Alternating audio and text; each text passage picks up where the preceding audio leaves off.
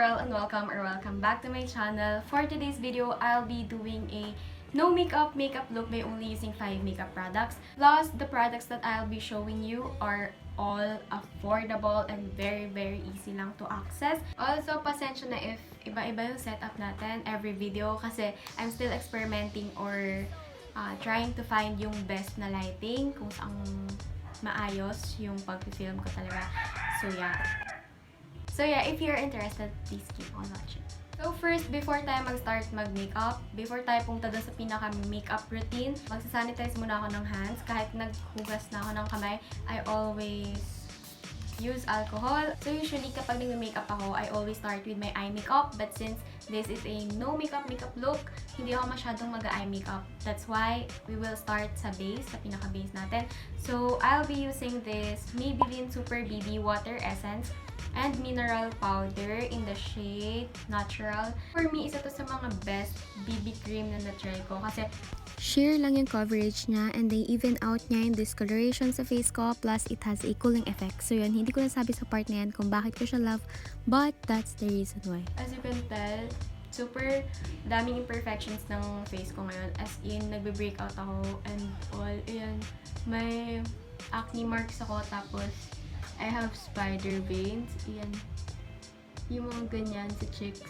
Ang nagkakos niyan is yung too much exposure sa sunlight. That's why it is very important to apply sunscreen before makeup talaga. By the way, nakapag-prep na ako ng skin, nakapag-moisturize na ako and all. I-apply ko na to and you will see the difference.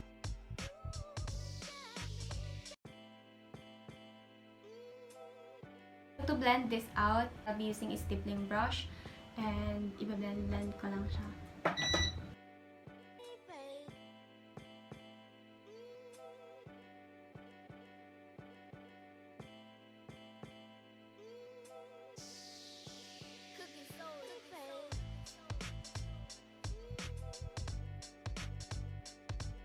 So yan, as you can see, ito yung part na na-blend ko na yung BB cream and this one is yung wala pa. So as you can tell, hindi siya full coverage kasi may mga imperfections pa rin sa skin ko na nakikita nyo.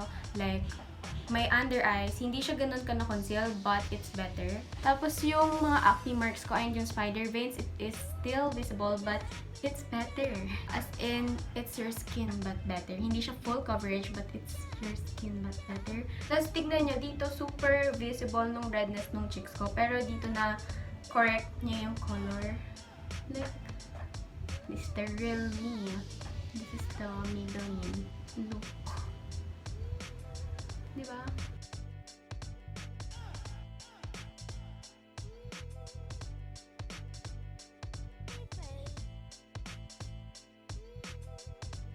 So next, for my blush, I'll be using COLOURMATE's long-lasting formula in the shade Cinnamon.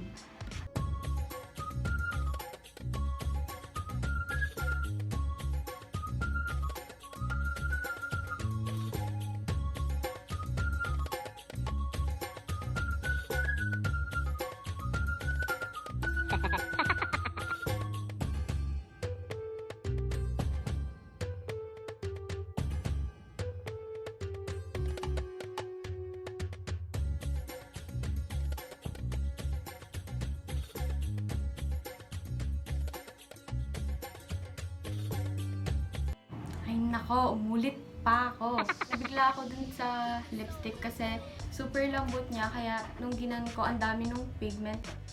Isa lang muna. Ayan.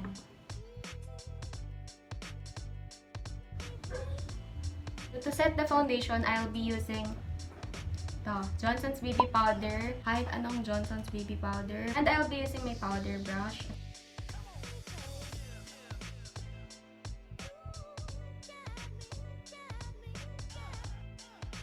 For my eyebrows and eyelashes, I'll be using Maybelline Hyper Curl Volume Express Mascara. So, hindi pala naka-video, pero ang ginawa ko lang, naglagay lang ako ng mascara sa eyebrows ko. Shinip ko lang yung eyebrows ko with the use of mascara. And, iyan na siya. So, for the lashes, i-curl muna natin siya bago tayo mag-apply ng mascara. 5 seconds mo siya i-curl. Ganyan. 1,001, 1,002, 1,003, 1,004, 1,005. 1,002, 1,003, 1,004, 1,005.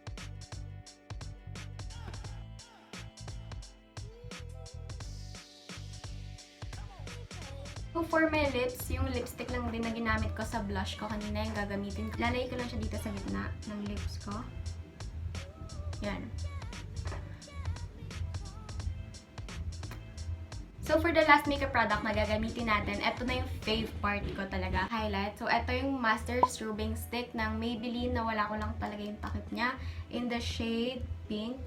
So, ito yung pinaka-fave part ko sa makeup kasi healthier yung skin ko. Nagmumukha siyang mas glowy. Alam mo yun? So, yan. Naglalagay lang ako nito sa mga high points ng face.